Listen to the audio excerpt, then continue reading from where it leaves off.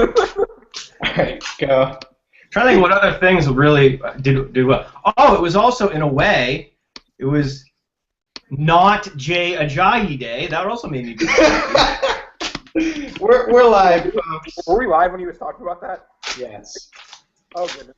Hello, everybody, and welcome to a during/post-draft edition of the Dynasty Dudez. So, how's it going tonight, fellas? Pretty fantastic.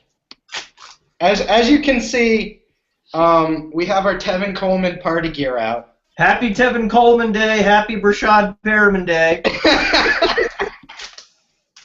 All right, so last night I was working, and then I heard the word that Tevin Coleman got picked.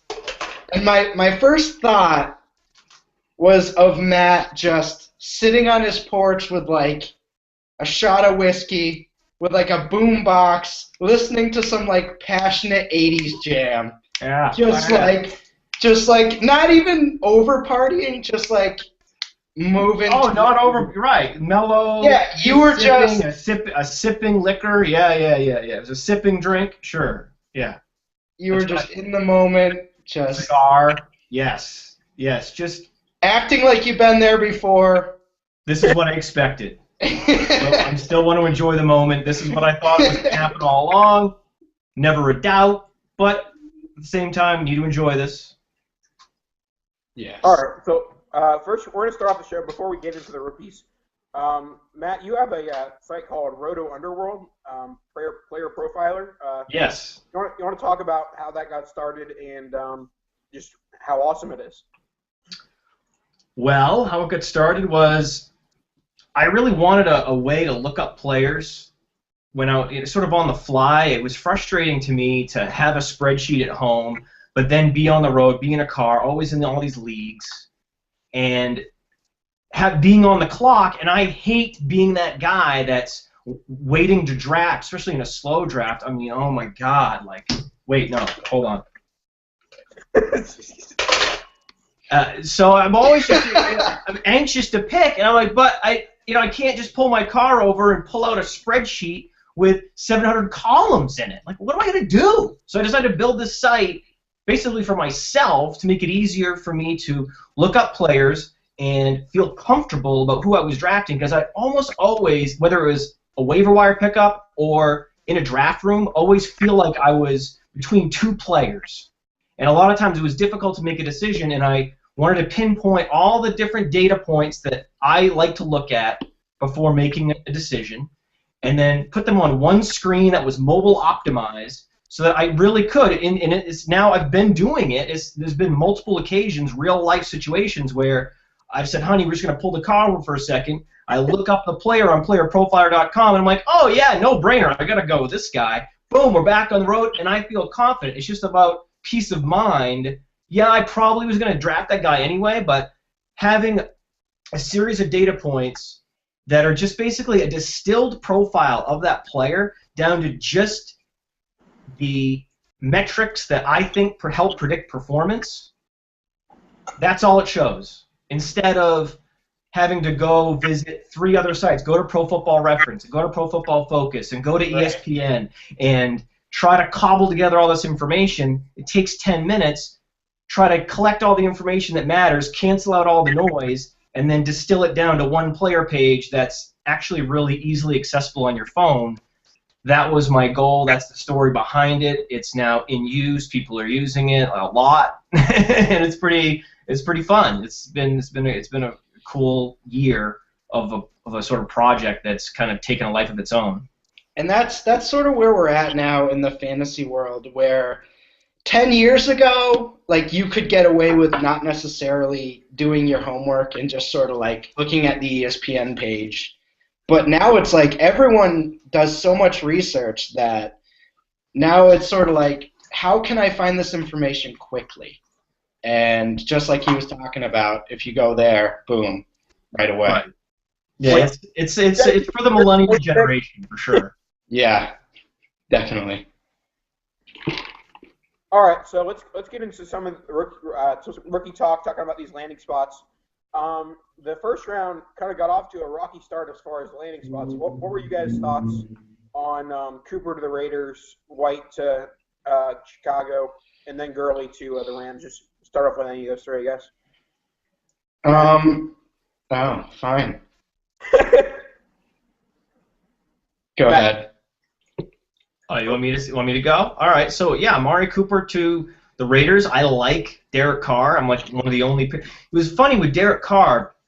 I read a lot of articles right at the end of the season that came out blasting Derek Carr and talking about Derek Carr's efficiency. And even though he had a pretty good red zone completion percentage, even though he had a pretty good deep ball completion percentage, there were a number of metrics that I saw coming out of the woodwork on Derek Carr, really shredding him, like hatchet pieces, shredding Derek Carr. And I was like, where's this coming from? This is a second-round pick on the Raiders, where James Jones was his #1 receiver, and that's the guy you chose to shred with your first article of the 2015 offseason? Really? Okay. I never got that. I like Derek Carr more than I like Blake Bortles. Why aren't people shredding Blake Bortles? The advanced metrics on Blake Bortles across the board are worse than Derek Carr. Matt, now you're forgetting Michael Rivera. You're forgetting Michael Rivera, who he had as a very valuable asset with his 9.8 yards per reception. Right? So yeah. Now he has Amari Cooper. Yeah. We can actually now, for the first time in 2015, fairly evaluate Derek Carr. Yes, I'm excited to do that. That's the best thing about the Amari Cooper pick, is the ability to give Derek Carr a fair evaluation. And I feel pretty similar about this. I thought it was a pretty good situation to go to. I think the stigma of the Raiders is not necessarily how they've drafted the last few years and sort of how they've gone about things. And again, with the Derek Carr stuff, like, I don't think, like, he wasn't that bad. Like, he was fine. And if he can be Andy Dalton-ish, like with Amari Cooper, I think he'll put up great fantasy stats. So I saw this before I saw the Twitter sphere going wild about how they don't like it. I thought it was a pretty good spot. So, like, obviously it's not Indianapolis or Green Bay, but I thought it was pretty good. It's rare that the first wide receiver selected, particularly one that goes in the top 10, ends up going to a good situation, because those teams are in the top 10 for a reason, because they stink. So Justin Blackmon is going to go to the Jaguars. That's what happens. Yeah. So yeah, my take on the Cooper landing spot, I don't know how I feel about Derek Carr. I'm not really on either side of the hot take there. But I think it's good. You know, he's going to be a #1 receiver, and that's almost all you can ask for. And he's definitely the one receiver in this draft that you came in before the draft. It's like, yeah, it doesn't really matter where he goes. This guy's going to be a productive NFL receiver. I think barring him getting injured, I think we see at the minimum a Sammy Watkins type rookie year. You know, like, I don't see how he doesn't get 120 targets. But yeah, like, I could see him. It's not out of the realm of possibility to get like 1,000 yards this year for him. So I like him in all formats. Yeah. The guy it kills actually is not James Jones. It kills Andre Holmes. I'm an Andre Holmes enthusiast, so that was the one melancholy about the Amari Cooper to the Raiders pick was R.I.P. Andre Holmes, because Amari Cooper, I believe, most of these young receivers that have wheels that are, you know, sub 4.45, let's say, they're going to usually get installed as the X receiver, as the deep threat guy initially, just like Sammy Watkins was last year. Right. And then as they mature and they get better with intermediate routes, they can mature into a flanker role. So they're going to keep James Jones in the flanker role, and I think they're going to go and put Amari Cooper at X and let him run deep routes and short routes.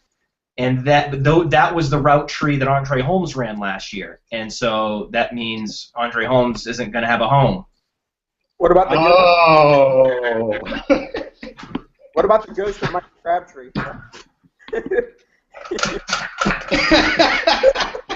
Oh no! It just turned into a Western saloon in here. Oh, I didn't even see that coming, man. I surprised myself with that one. Oh man, picks flying, and I haven't even been looking. I'm guessing no skill guys have gone yet. Yeah, whatever. So Kevin White. Wait till Ajayi goes. I'll be like, oh, he finally went. I honestly think this is a Lake C. Strunk situation where he might go 6th or 7th round. I didn't say that. I didn't say that, everybody. Jay Ajayi enthusiasts. Jay Ajayi buzzers. I didn't compare him to. It was not me. It was Russell. Hold on. You're going to get attributed to me, but it was not me that compared Jay Ajayi to Lache Seacon. Okay, just know that. Now, without from my lips. Without the knee, he probably doesn't fall this far, correct? Without a doubt. He'd have been a 3rd rounder at the latest. But I think what we're seeing now is that the league probably wasn't quite as high on him as the rest of us probably were. Yeah. But anyway, back to Kevin White. Kevin White to Chicago. I don't hate it. I don't love it. I think Alshon is a better receiver than him. I think he's going to be. I think they're a good combination together, but I don't know that the ceiling for targets is going to be good for Kevin White in Chicago. Yeah, especially initially with Martellus Bennett still there. He hasn't been traded yet. And then Forte obviously gets his share of targets. So, I mean, he kind of has a capped ceiling for the next 2-3 years. Maybe if Alshon doesn't re-sign or whatever, he'll get wide receiver 1 targets. But when you're drafting a guy 103, 104 in rookie drafts, you're thinking he can have a wide receiver 1 ceiling in the near future. I'm not sure that there is that with Kevin White in this situation. Yeah, it's kind of a Julio Jones situation. He's compared to Julio Jones on PlayerProfiler.com. His closest comparable is Julio Jones. If you're not allowed to compare him to Brashad Perriman, who's actually his true best comp, they are the same player, essentially. But I think that it's going to be the same plan, where it's going to be Alshon at flanker, it's going to be Kevin White at split end, but Kevin White getting the yards per reception, being hugely efficient, and just being very up and down week to week. He's going to be a little maddening in daily, trying to guess when he's going to go off.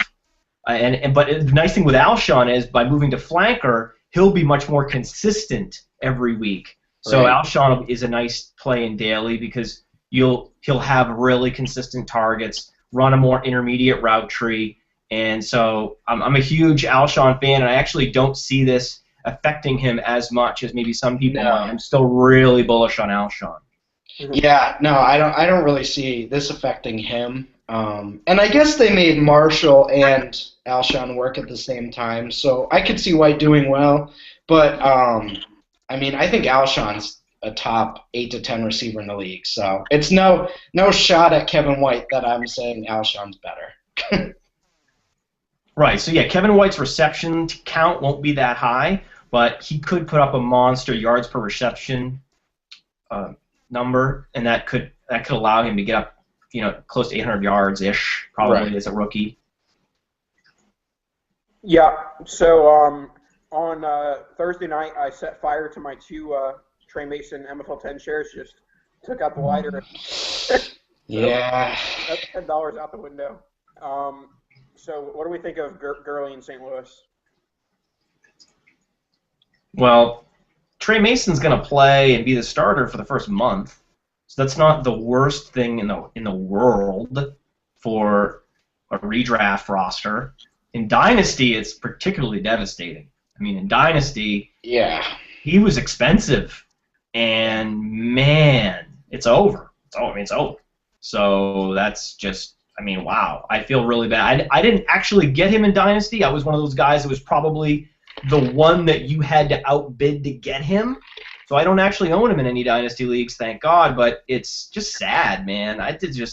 When you have a young back who's primed to ascend, and then he's just strangled in the crib by his team, it's just sad. It's just sad, man. Yeah, and I actually thought Mason played pretty well last year, and in a big role. I thought he could have been really good. I still think he's going to be a usable piece, just not necessarily as fantasy relevant anymore. I think they'd be dumb not to sort of at least give him a share, even with a healthy Gurley. But yeah, we gotta pour one out, man. We're pouring one out here for the all the Trey Mason dynasty owners, man. I mean, feel for you.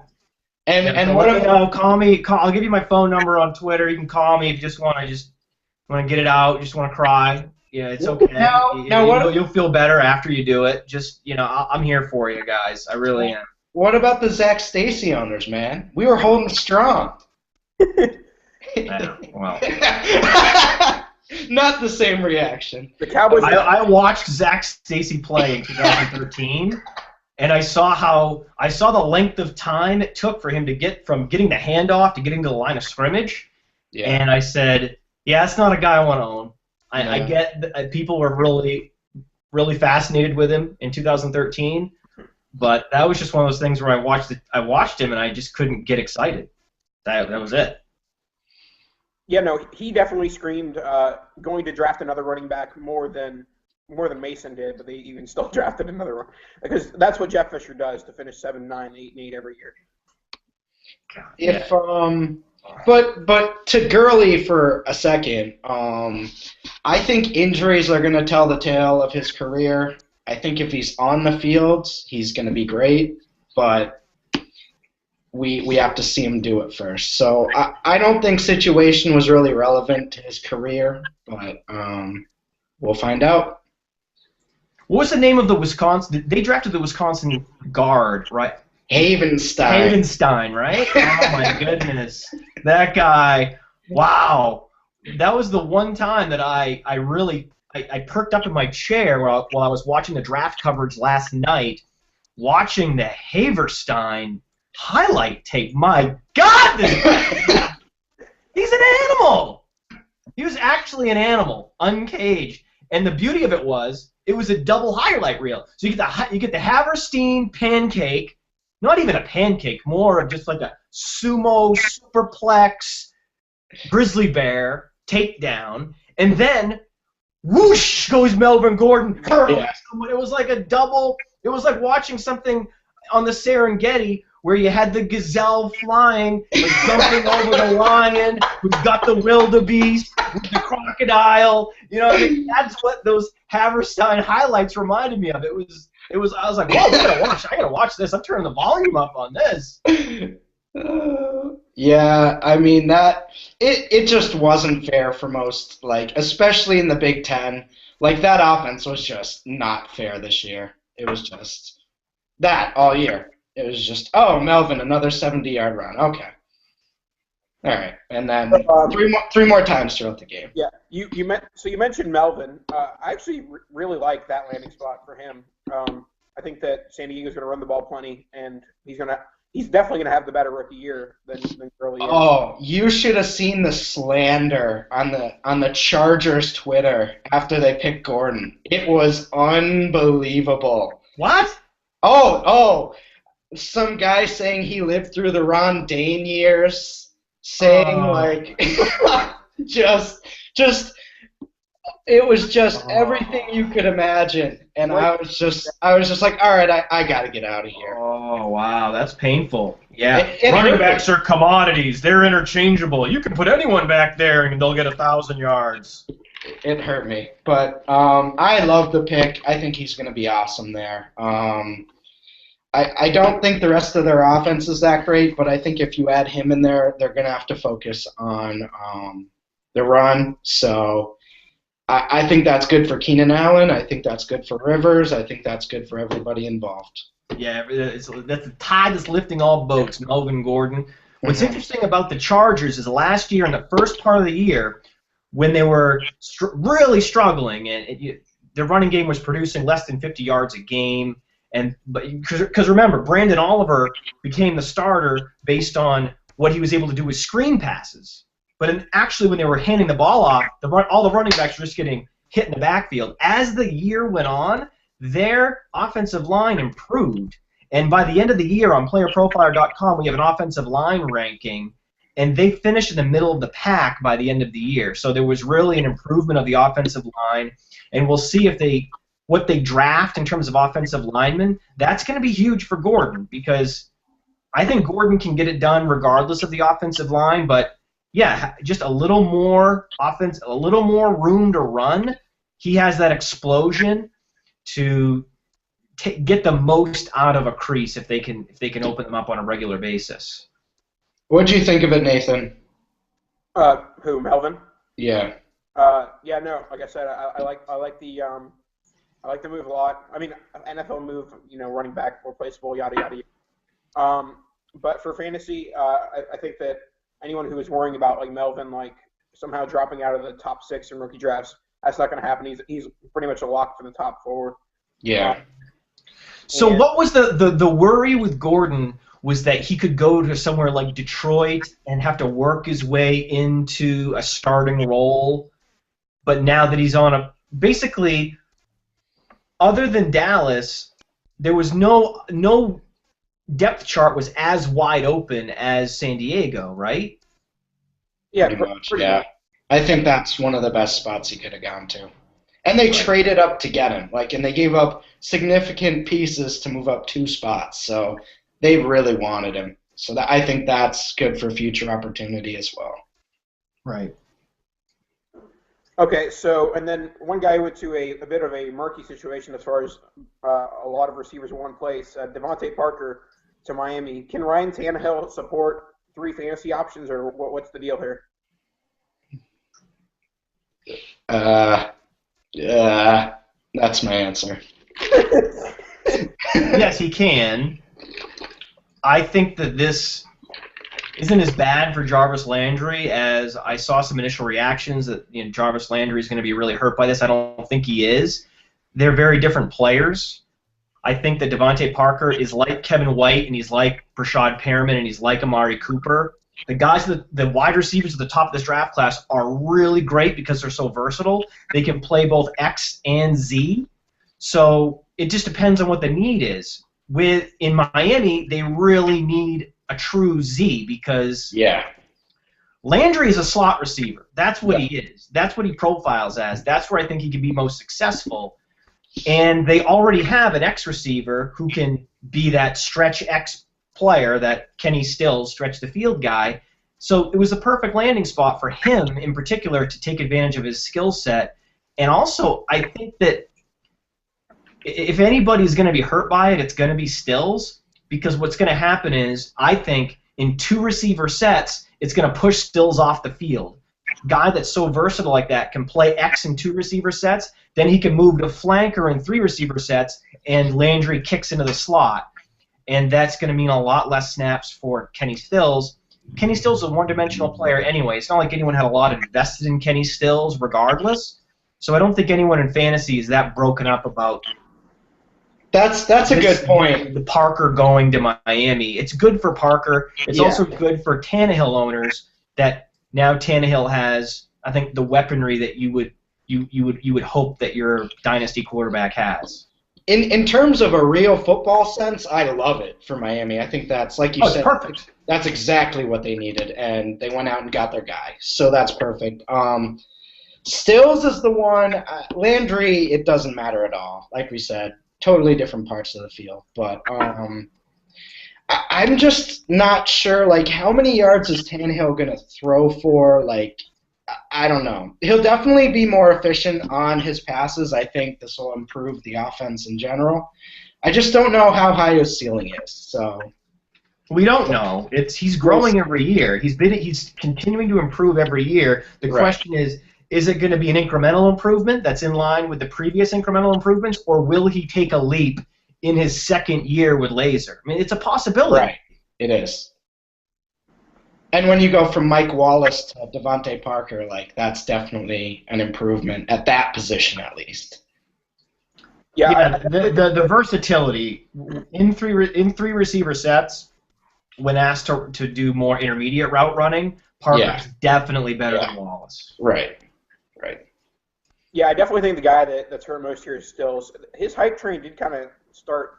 It was kind of loud for like a couple weeks there, but obviously this kind of halts that. Yeah.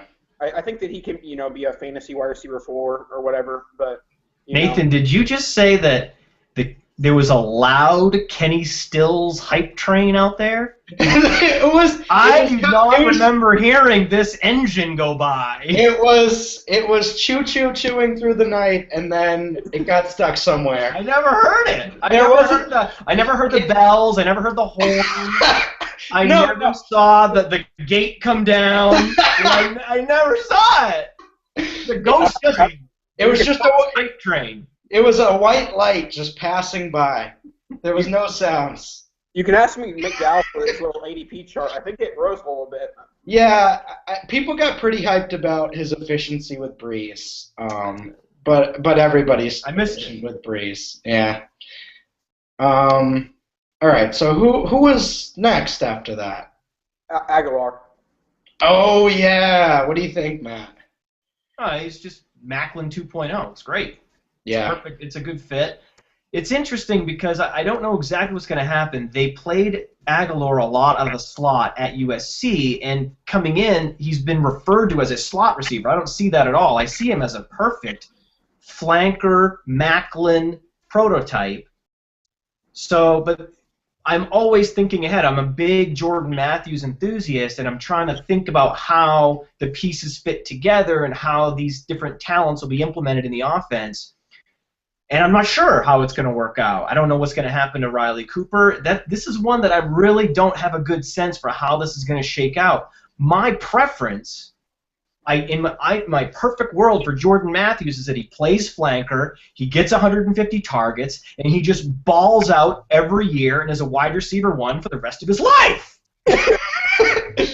But this kind of muddles it because if they don't play Aguilar in the slot exclusively, he's not really a field stretcher. They're actually, I think, they'd be forced to put Jordan Matthews at X and then Aguilar at Y at Z and then Huff in the slot. I think that would be the ideal deployment of the troops with Riley Cooper being banished to some racist purgatory. Please, just gone. Please, no more targets.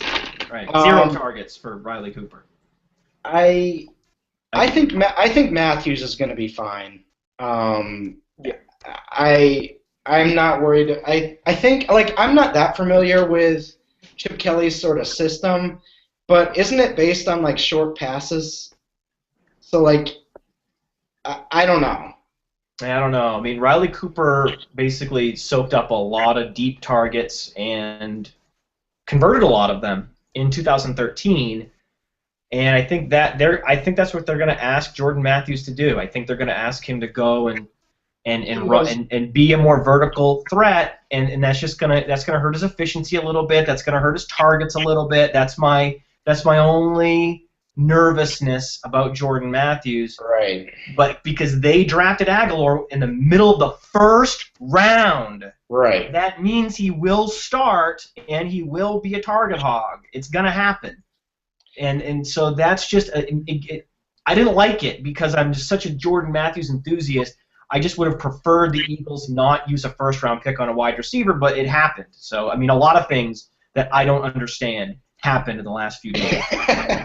A lot of things. Yeah, so some people, I mean, very few people, most people were all aboard the Trestman Flacco hype train, even though he didn't have any receivers until 2 days ago. But he grabbed a pair of them, Max Williams and Rashad Perriman. Thoughts on those guys going to Baltimore, Matt? Well, first of all, I hope that you have a sophisticated switching system for your hype train yard. It needs to be, you know what I mean? Like, there needs to be high-tech switching and light systems, and we need to know what hype trains are coming and what hype trains. Yeah, because Matt had no idea. There's a lot. Going to get hit by one of them. I mean, are we going to be able to cross the road ever, or is the gate just going to be down and the bells, and is this going to be one hype train after another, and it's just going to back up traffic for miles? I mean, I'm just trying to understand, get my all my arms around all hype train logistics here, Nathan. But in terms of Baltimore, I mean, yes. I mean, Joe Flacco was the winner. Yeah, big time. Joe Flacco was the #1 winner from the NFL draft. I mean, if I was partying, just because I happened to tout a couple players who landed in great situations on Twitter, if you think I was partying, this actually matters for Joe Flacco's career. This guy is going to be just ecstatic to have, like, on the outside, replacing Torrey Smith, a guy that ran a 4.25 at his pro day, then Max Williams, who just in terms of relative productivity, whether you call it dominator rating or whatever you want to call it on playerprofiler.com, we call it dominator rating, which is the share of yards and touchdowns that a tight end or a receiver was responsible for in his respective offense. No one in the NFL, no tight end in the NFL, was as productive on a relative basis than Max Williams. The guy is a monster in the passing game. Who cares if he can run? Joe Flacco doesn't care if he can block. It doesn't matter. Can he catch? Yes. Is he amazing? Yes. So you have, what do you have? You have Rashad Perriman stretching the field, pushing the safeties back. Right? You've got Steve Smith, who at least, at the very least, we can all agree has good hands, right? Yes. Running intermediate routes, making plays in intermediate routes. He's still okay at doing that. He barely had a positive production premium on playerprofiler.com, which means he was, in terms of isolated efficiency, he was really an average receiver last year at best. And then you have, but it doesn't matter because he's running intermediate routes. Rashad Perriman's clearing out for him. And then you have Max Williams cutting underneath Steve Smith. I mean, if you're Joe Flacco, it's just, I don't even know how he's going to make up his mind when he's back there. He's just going to be smiling ear to ear. Every snap, he's just going to be like, what he needs to do before the season starts, Joe Flacco needs to get his teeth cleaned because he's just going to be like, just this, like every time. You just hike, just, oh. And he's never had anything like this. Like they've been stingy his entire career with sort of passing threats, and now he has like just two beasts in the passing game. So I mean, what do we see as Flacco's sort of? I don't think we've seen Flacco's ceiling either. I mean, he's 8 years in, but he's never had this before. So I mean, I could see him throwing 30-plus touchdowns this year. It's not great. Yes. Not at all. And I will say this, and I'm not going to harp on this. I've already done 3 podcasts on this, and I'm probably going to do more on my own show, Roto Wonder World Radio. Listen to it. It's on iTunes. It's on Stitcher. Everyone should listen to it. Go listen to it. So I'm not going to belabor the point, okay? The reason why Joe Flacco will have his best season, his best fantasy season of his career this year, is because of Rashad Perriman. It's because of Max Williams. It's because of Steve Smith. It's because of Michael Campanaro. It's because of Marlon Brown. It's not because of Mark Trestman. Mark Trestman will call the plays, just like every other offensive coordinator calls the plays, out of a West Coast offense playbook, like every other offensive coordinator calls plays out of a West Coast offense playbook, and the actual players will run the plays and make the plays. Not Mark Trestman. Okay? It's not going to be because of Trestman. God! Mark Trestman. I wear glasses. I'm smart because I'm the only coach that wears glasses. I must be a genius. Get the hell out of here. Trestman. How many articles do I have to read about Trestman? A lot. You're gonna have to read a lot. Like it's just gonna be I have carpal tunnel scrolling through these coach worship articles to get to articles about actual players. Oh, he's gonna be thrown in there even about teams that he's not even coaching. Trestman. All right, who is our next guy here? Next off the board was Devin Smith, I think. Or was it Dorsett? Oh, that's who it was. Yeah. Oh yeah. Go on your rant about R.I.P. T.Y. Hilton. Me? Yeah, don't you? Didn't you say you had a rant about that? About who? All right, T.Y. Hilton. There's a Dorsett. I don't have a rant about Dorsett. I have an observation about. Oh, my email to you. Sorry, Nathan. I was still thinking about Mark Trestman and how much I hate. He was totally zoned into. I had gone off. I was in. My mind was somewhere else. I was walking down memory lane, down these confirmation bias so gibberish articles about Mark Trestman. I apologize, Nathan. I know exactly what you're talking about. And my take on Luck is, and Dorsett and T.Y. Hilton, is that this was great for Luck. Yes, whenever a quarterback gets his hands on a guy with 4.3 speed, it's a great thing because it stretches the defense. It's the same thing with the Brashad Perriman situation. Yeah. It's like these X receivers that can run 4.3s, I call them the stretch X. You have a regular X receiver like Torrey Smith, right? He's just a standard X receiver. Like the generic X receiver is Torrey Smith. Runs a 4.4 flat and has okay hands. Can't really high point the ball that well. Pretty He's good a field after the stretcher, catch. and he can sometimes make plays. Yeah. That's like generic X receiver, right? The stretch X is like guy that runs like a 4.3. The Deshaun Jacksons, the T.Y. Hiltons, the Brandon Cooks, and now they're rare. And now we have in Philip Dorsett, I think, the next elite stretch X receiver, and it happened to go to Andrew Luck. Of all players that didn't need it, it was Andrew Luck. And it's just, in that way, when you're thinking about it, if you were, like, commanding and controlling the whole fantasy universe, if you were the architect, that would be, and you were just trying to do right by every team and every player, the last quarterback that needs an elite stretch X would be Andrew Luck, and that's actually where he went. So in that way, it was a little unfortunate. But when you think about it, I think of the stretch X like I think of the NBA stretch 4. So the NBA stretch 4, they play the role of rebounding and shooting threes, that Kevin Love position, that Chris Bosh position, 6'10", can shoot threes, can rebound, right? So, but the thing with the stretch 4 is their value is a lot higher than the sum of their statistics. So even though Kevin Love's statistics took a big hit this year, they weren't that impressive, everyone will tell you that the Cavaliers' offense was much more efficient when he was on the floor because more than just his statistics. He was stretching the floor, creating floor spacing for everyone else.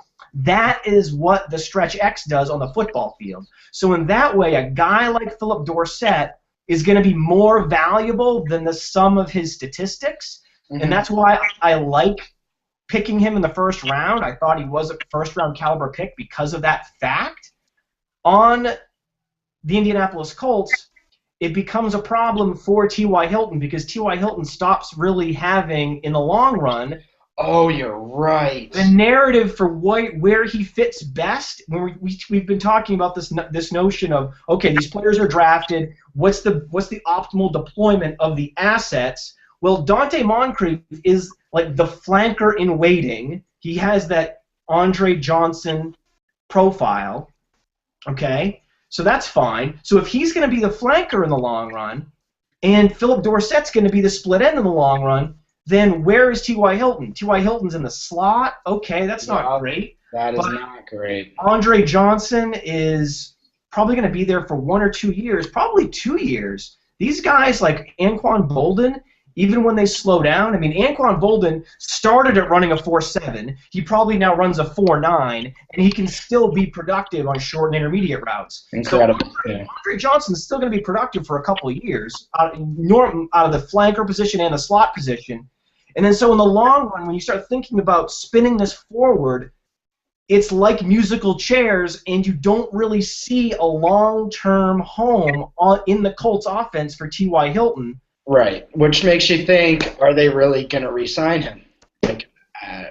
Now you look at their contracts. Look at how their contracts are lining up. Yeah. T.Y. Hilton and Andrew Luck are on the same contract schedule. They're up for renewal in next year, both of them. So and if something Ryan Grigson's sitting down, he's looking at his books for next year. Then all of a sudden, where you're totally scratching your head, Philip Dorsett goes to the Colts, a Colts team that already has T.Y. Hilton. It doesn't make any sense. It was the head scratcher of like the entire draft. But then if you think about it, actually, I woke up in the middle of the night like this. I went, I thought of it. I just realized. It just occurred to me all of a sudden that maybe Ryan Grigson is thinking a year down the road. He wants to make sure that he has that field stretcher in place, but he knows he's not going to have a lot of money to spend once he has to give Andrew Luck a huge contract. Bring in the heir apparent to T.Y. Hilton now. It was still a bad use of draft capital. Everyone would agree with that because I think Ryan Grigson's a meathead. Sorry, but he is. He's really bad. Yeah. I mean, have you seen a picture of him? He's a meathead. I mean, that's... Come on. No one that looks like that, no one that has that goatee with that neck is not a meathead.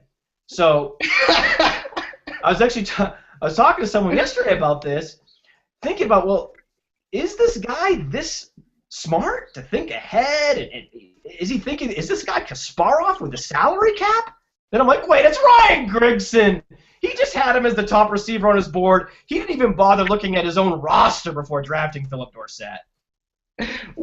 One thing you brought up that's interesting, and I don't know how much Dorsett's going to get on the field this year, but this could really hinder Hilton's 2015 stats if Dorsett actually gets on the field. No. In 2015, T.Y. Hilton's their main guy. You think? He's going to play either in the X outside or they're going to kick him into the slot. He's always going to be on the field, and he's going to get tons of targets in 2015. I'm not worried about T.Y. Hilton in 2015 at all. In 2015, it kills Moncrief. So Moncrief is dead in 2015 if Dorsett gets on the field. I'm really worried about Moncrief this year. I'm not so worried about him in the long run. It's the reverse with Hilton. With Hilton, I'm not worried about him in 2015. I'm very worried about him in the long run. Okay, cool. So we're not going to have time to go through every single prospect that's been picked so far. So let's just talk about guys we like. Obviously, the polarizing Dorial Green-Beckham goes to Tennessee, and the Titans. I like this pairing, Mariota and Dorial Green-Beckham. They're going to grow together. I'm one of the people who thinks Mariota is pretty good. But he's good. Probably. Maybe. Probably. I hope so. So what are our thoughts on Dorial Green-Beckham and Mariota for that matter? Because we didn't talk it's really weird because any other team I would like this, but then you see like the blue and like the Titans, and you just go, oh god, could this end? If this could somehow end badly, it's going to. And I still like the pairing. I like both of them. I think they're both going to be good. But I do have some reservations about the Titans. So I'm not sure how many DGB shares I'm going to end up getting. No, you don't want DGB in redraft, I don't think. Dynasty. I still think he's a buy. Yeah, for sure. I like him in Dynasty, fine. But not in redraft. It was funny to see the two guys that the metrics community loves so much, Mariota and Dorial Green-Beckham, both go to the powder blue franchise. I did chuckle at that, this idea that it was just bad luck, because I know some people, usually if you're a zealot about Mariota being better than Winston, you also really love Dorial Green-Beckham. It's sort of a type of fantasy analyst that likes those two players specifically, and now they can be miserable together, all together. Those fantasy analysts actually should just move to Tennessee, buy a jersey, buy a paper bag for their head, like just get the whole thing over with, right? But Nathan, I hate to object to this, and I'm not trying to pick on you with your use of the cliches. Polarizing? Is Dorial Green-Beckham polarizing? I don't think everybody just kind of loves him, right? Nah, I mean... Is it polarizing? There are people that don't have him on their board at all. Who? Oh, you mean NFL teams? Yeah.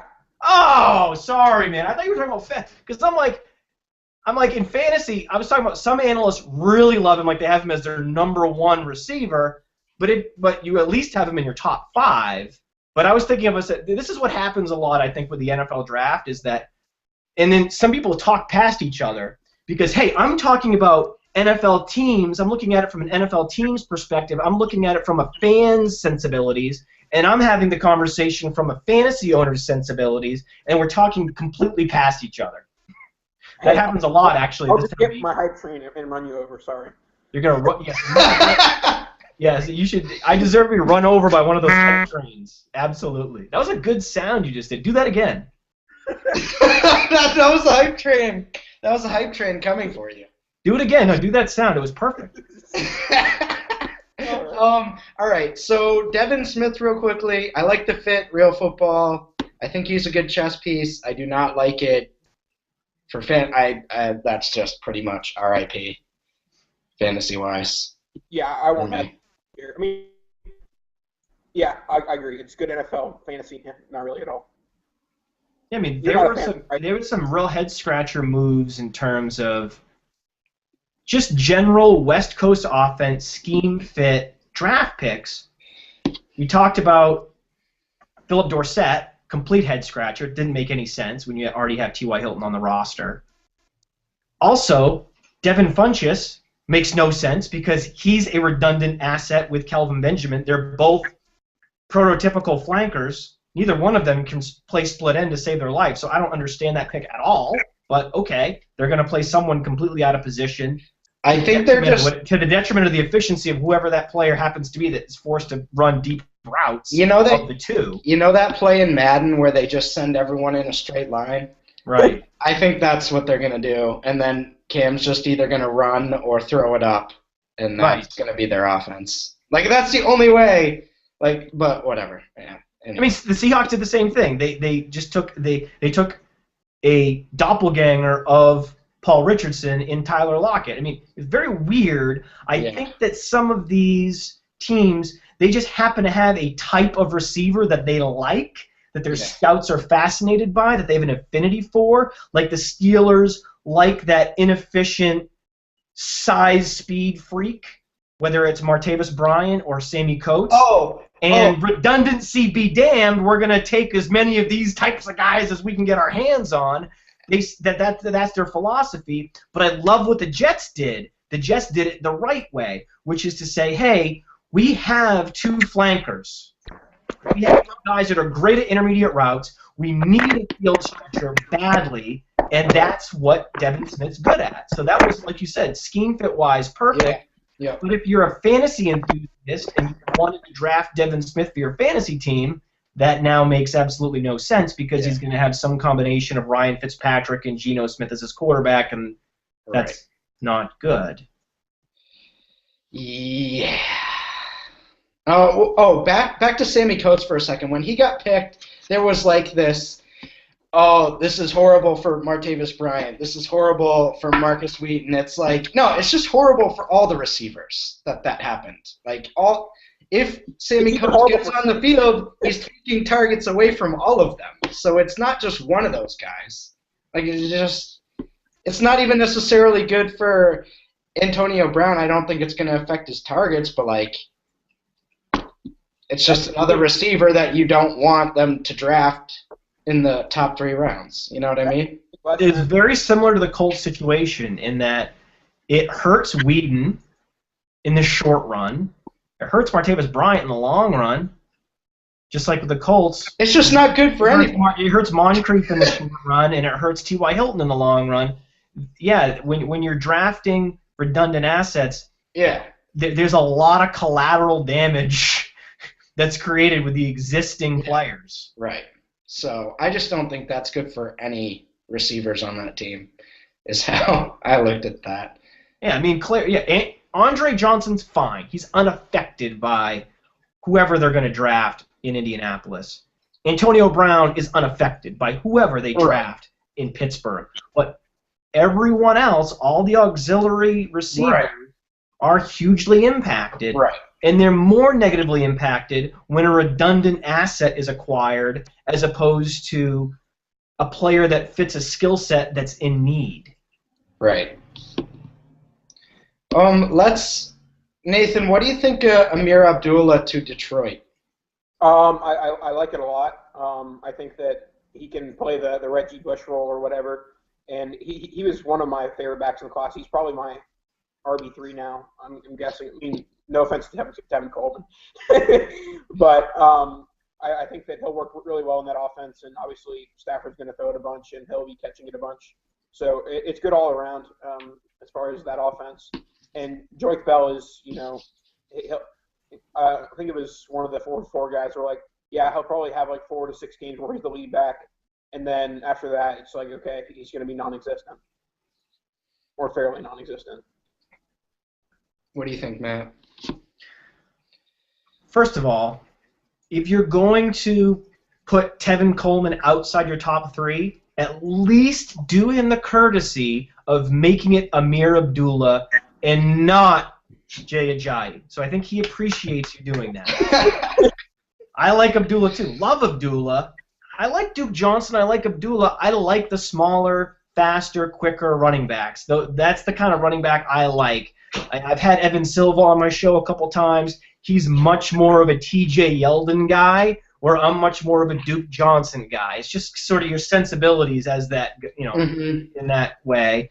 It's a perfect landing spot for a guy like Amir Abdullah, who's going to be using the passing game. He has a 100th percentile agility score, and agility score is correlated with passing game efficiency for the running back position.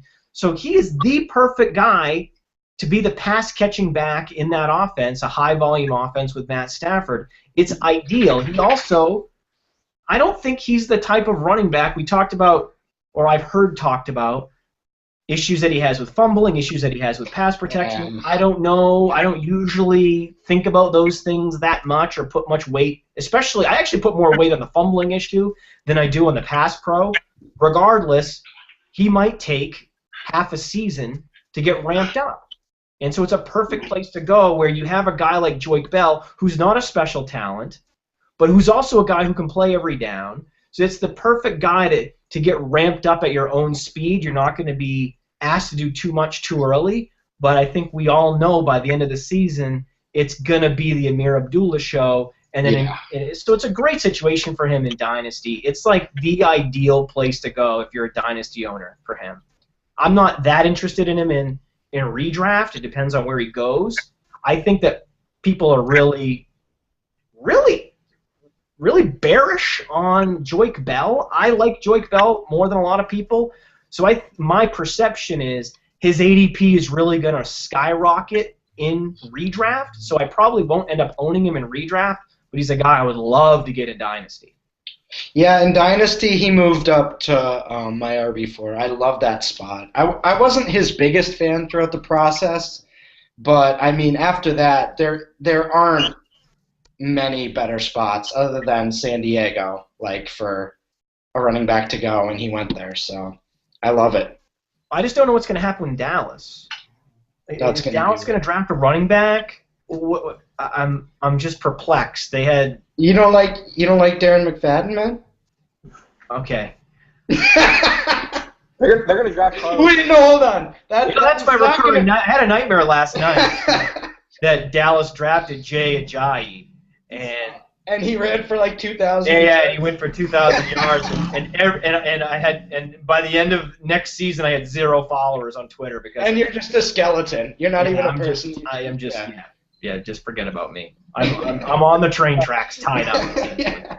You mentioned TJ Yeldon, and I've been trying to preach to myself, draft position matters, but I can't get on board with Yeldon to Jacksonville. I semi-jokingly threw out the hot take, Denard Robinson greater than Yeldon. I don't know. I'm not a Yeldon fan, and Jacksonville can be a good spot, but I don't know. Until Blake Bortles proves competent, it's kind of hard to trust anything in the offense other than Allen Robinson. No, it's a bad situation. It's a really bad situation for TJ Yeldon because their offensive line, on playerprofiler.com, we had it ranked the number 30 offensive line. Oh, no. In the league. It's really bad. Really bad. So I think that he's the type of guy that's going to need some holes. When you have a bad offensive line, it's nice to have a guy like last year with the Chargers, Brandon Oliver, a guy with quickness, a guy that can make some of his own space and get some extra yards when there are guys in the backfield, that's not TJ Yeldon. He needs running lanes. And going to a place that doesn't make running lanes, that doesn't manufacture running lanes, really bad for a grinder like TJ Yeldon. That's before we even start talking about how limited and or bad Blake Bortles is, and just their offense doesn't generate yards, doesn't generate red zone opportunities. So for a couple of reasons, that's what you loved about Yeldon. You loved the idea that they would feed him in the red zone, whatever team he went to. That's unfortunate that he went to a team that will never actually make it to the red zone in 2015. That's a very good point. Yeah. That was the whole Toby Gerhart thing last year. People were hyping him up, but his production was going to be based on touchdowns, and the Jaguars didn't score touchdowns, and Toby Gerhart sucks. So, Nathan, was there an actual? Would you say, in your estimate, because you're the expert when it comes to hype trains, was there a Toby Gerhart hype train that was on the tracks and chugging along? Do you remember that hype train? I distinctively remember that hype train, and I remember it getting way out of control. There were like 5 dudes shoveling the coal. Oh yeah, that's right. Like they had a whole army of people shoveling. Like, guys, that's way too much coal. But okay. Have you seen his speed score? Oh my God! I never This guy's amazing. until today. He's a white Michael Turner. I think I said that. I was on the hype train. My face was covered in coal. I was on the hype train. I think I referred to him as the white Michael Turner. And again, I remain surprised that anyone has me on their show or follows me on Twitter because of some of these awful takes I've had in the past. It's not about the awful takes. It's about the rants and how creative they are. Okay, thank you. I have some efficiency. Before we go, I got to get this onto the internet signal. We need to get this onto the internet, whatever it is. So we're on the internet now, and I need to get this permanently on the internet forever. We might not be online right now. Who knows? Blake Bortles. Let me give you the Blake Bortles efficiency metrics. On playerprofiler.com, we have the production premium, which is essentially the isolated efficiency metric. It's a situation agnostic metric that basically measures his level of productivity in every different situation: 3rd and 10, 2nd and 2, red zone, non-red zone, whatever it is.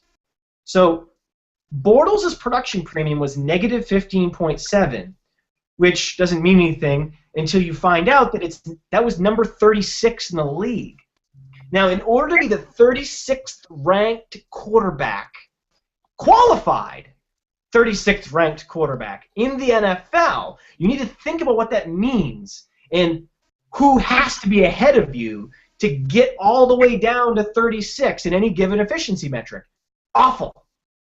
His passer rating was 69.5, also 36th in the league. And I'm not a big guy that's throwing around passer ratings. I mean, we're not on ESPN First Take and doing cheesy shows where they just talk about passer ratings, but a 69.5 passer rating, I think it's indisputable that that's bad. That's bad. Now, do you know about the QBR metric that ESPN created? Yeah, the 0 to... You guys have a general sense of what numbers equate to good QBRs versus bad QBRs, right? Mm-hmm. Okay, so Bortles' QBR last year was 21.9. Oh, no. It's not good. Okay. It's difficult to qualify for that metric unless you have a certain number. You have to have a certain number of attempts. And so, yes, he's bringing up the rear. I mean, this isn't close, okay? It's not like it was him and then Geno Smith was right after him, was at Geno Smith at 22, and then it was, okay, so then Matt Castle at 20, you know what I mean? It wasn't like that. It's literally like the bottom of these, this is an efficiency metric, right? And you have the guys, the band of bottom feeders, okay, in these efficiency metrics across the board. I'm talking about fantasy points per attempt, yards per attempt, yards per drop back, all of it. You have a band of the worst players, the Geno Smith band, right? We'll call it the Geno Smith band. Bortles is a noticeable gap, and then Bortles, okay? He was so utterly horrible. That's why I was so offended by everyone going out of their way to criticize Derek Carr when Derek Carr was a second-round pick and Bortles was the third pick overall. Like, can we get some people to start writing some hatchet pieces, shredding Blake Bortles? What do I have to do? Do I have to write this myself? Yes. Yeah. God. It sounds like you just wrote it right there. The real thing that is sticking out to everybody watching right now, is there like a curtain into your lair or something, or what's going on there? Oh, well, I don't know. This is curtain. There's trees back there. I don't know. Oh, is that a window? Oh, It's a window. Oh, What do you think covers windows, Nathan? It's from his jail cell. Did you think it was just going to be a brick wall? This is a prop? You think I go to a studio to do the Dynasty Dudes podcast? Dynasty Dudes with a Z? I need to go to the studio? And this is actually a brick wall? Cardboard? What are you talking about? Of course it's a window. All right, hold on. Before we go, we got to talk about Tevin Coleman. Go ahead, Matt. Hold on. Let me do our ad real quick. All right, a word from our sponsor real quick. Reality Sports Online is a powerful fantasy sports platform where owners get to build and manage their fantasy team like an NFL general manager. RSO features the revolutionary free agency auction room, which mimics NFL free agency, enabling fantasy owners to compete against each other to negotiate and sign NFL's top talent, the single or multi-year contracts. An intuitive algorithm acts as the player's agent, automatically valuing offers using the same factors used in real life: the total amount, per year average salary, total guarantee, and contract length. In addition to its revolutionary free agency auction software, RSO's League Manager has tons of other cool features, like in-season signs and cuts, multi-team up to 5 and future draft pick trades, franchise tag, injured reserve, automated contract and salary cap functionality, and much, much more. Test your general manager skills today by participating in a free mock free agency auction room at realitysportsonline.com and use the code DUDES10, DUDEZ 10, to get 10% off your league entry fees. Now let's get our Tevin Coleman on. Tevin Coleman,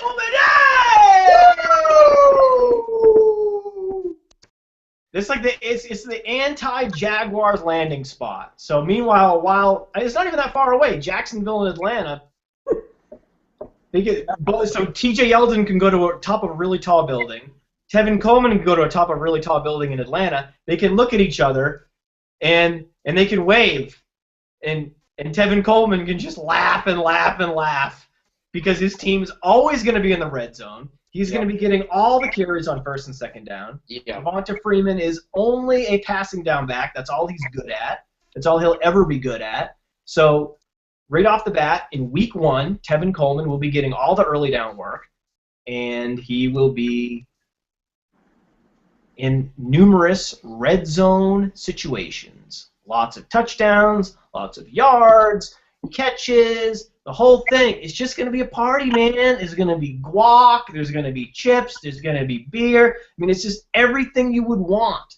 And there's going to be Matt Ryan and Julio Jones, who the teams are just going to be completely focused on. Like, Tevin's just going to be able to sneak through completely unnoticed, at least for the first year or two. The only problem is that Atlanta doesn't have a great offensive line. Right. So that's the same problem that Melvin Gordon's going to have. You'd like San Diego to have a great offensive line, but you can't have the perfect situation. There was only one perfect situation to go to this year, and that was Dallas, where you had nothing on the depth chart to compete with, and a great offensive line, and a high-octane offense. Right. Checked all the boxes. Right. Okay? San Diego checks some of the boxes, but Atlanta checks more of the boxes because Atlanta's offense is even more high-octane. They're going to be more volume, more yards, more touchdown opportunities than even the Chargers. So it's going to be between Melvin Gordon and Tevin Coleman who's going to have the best 2015 year for a running back. But those two should be the top 2 running backs taken in redraft leagues for sure, given the news that Gurley's going to be out probably for the first month of the season. Coleman and Melvin Gordon should have almost equivalent redraft ADPs, and then I continue. I've had Tevin Coleman in my top 3. But they're not forever in Dynasty, and he continues to be a top 3 running back for me in Dynasty. They're not going to be even in ADP though. Like it's going to be a third, fourth, people that. Six. What'd you say? I said Melvin is going to be a late third, early fourth guy, and Tevin will probably be like a late fifth, early sixth type. I just think so. There's so many people that don't like Coleman, and they're so cemented in that view now that they're stuck. Like they're not going back. So I just think he's going to be a much better value this year. Just before the show, I came on the show, I was reading that it's not a good scheme fit. You'd like him to go to a scheme where they run wide splits running game. I don't even know what that means. It's just gibberish that I'm reading about the offensive line blocking system. The criticism of the Tevin Coleman landing spot is now people are measuring the width of the offensive linemen where they set up. That's the level that people are getting to with the Tevin Coleman confirmation bias soaked criticism. It never stops, and I don't get it. Just deal with it. He went to a great offense. You'd like for them to have a great offensive line. They don't. It's okay. But Shanahan runs a zone blocking scheme. That's a good fit for Tevin Coleman.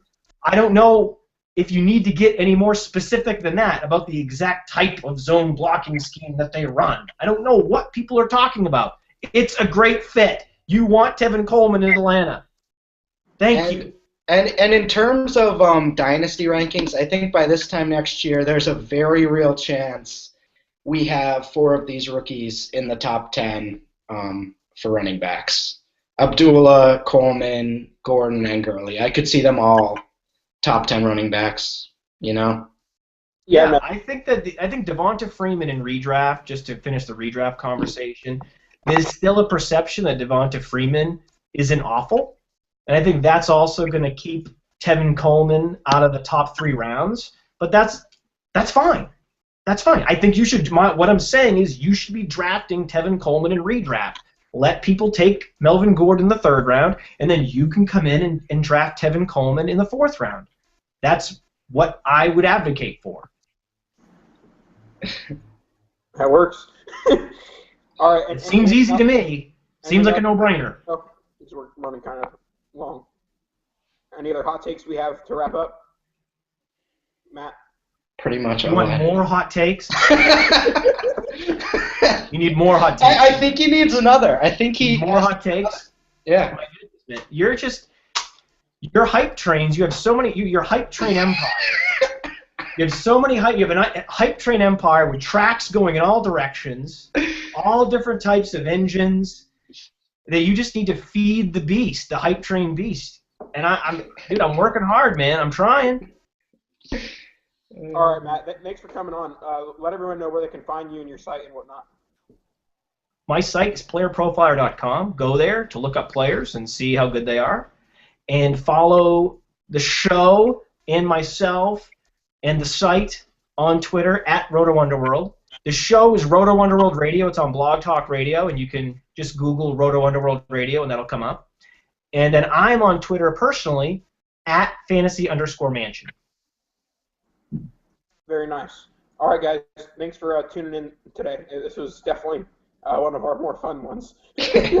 Yes, and if you're in a league with me, if you're in a redraft league, just remember, you don't want any part of Tevin Coleman. He has an upright running style, and that means he's terrible. And get away from Tevin Coleman. Wait. The upright running style doesn't translate to the NFL. So just ignore him, and if I happen to find my way to drafting him at some point in the mid-rounds, I mean, it'll just be a mercy draft pick by me. You don't want any part of Tevin Coleman if you're in a league with me. And he reminds me way too much of a former top 5 draft pick. You know? McFadden. Way too much of Darren McFadden. Oh, yeah. He just... Yeah, he's Darren McFadden. Stay away, everybody. End the show on that. All right. We will catch you next week, guys.